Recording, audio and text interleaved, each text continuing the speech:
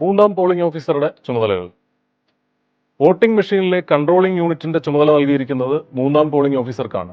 അദ്ദേഹം second polling ഓഫീസറുടെ അടുത്ത് തന്നെ ഇരിക്കേണ്ടതും സെക്കൻഡ് പോളിംഗ് ഓഫീസർ നൽകിയ വോട്ടർ സ്ലിപ്പിന്റെ അടിസ്ഥാനത്തിൽ സമ്മതിദായകനെ വോട്ട് ചെയ്യാൻ അനുവദിക്കേണ്ടതുമാണ്.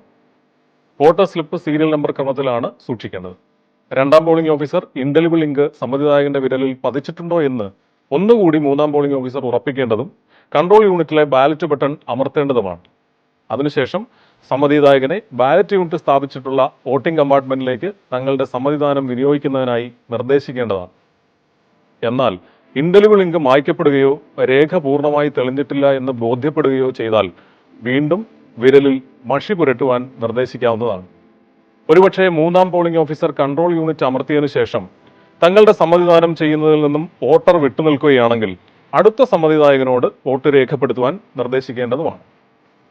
എന്നാൽ വോട്ട് ചെയ്യുവാൻ വിസമ്മതിച്ചത് പോളിംഗ് ദിനത്തിലെ അവസാനത്തെ സമ്മതിദായകൻ ആണെങ്കിൽ മൂന്നാം പോളിംഗ് ഓഫീസർ കൺട്രോൾ യൂണിറ്റിന്റെ പവർ സ്വിച്ച് ഓഫ് ചെയ്ത ശേഷം VVPAT-ഉം ബാലറ്റ് യൂണിറ്റും ഡിസ്കണക്ട് ചെയ്യേണ്ടതും തുടർന്ന് കൺട്രോൾ യൂണിറ്റ് ഓണാക്കുമ്പോൾ ബിസി ലാമ്പ് ഓഫാവുകയും ക്ലോസ് ബട്ടൺ പ്രവർത്തനക്ഷമമാവുകയും ചെയ്യുന്നതിനാൽ പോളിംഗ് ക്ലോസ് ചെയ്യാൻ സാധിക്കുന്നതാണ്.